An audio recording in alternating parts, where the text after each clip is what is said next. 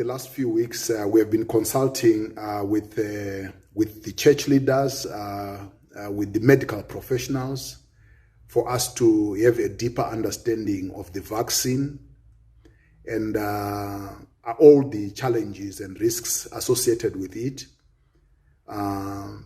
We have concluded that this vaccine could be useful to protect people from the COVID-19 virus, and therefore we are encouraging people to get vaccinated.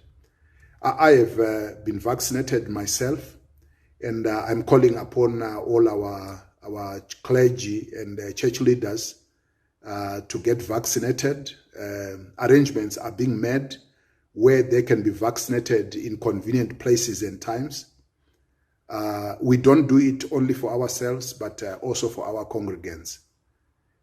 It is important that we protect ourselves. We don't only get protected using this vaccine, but also by continuing to use masks, washing our hands, and keeping social distancing.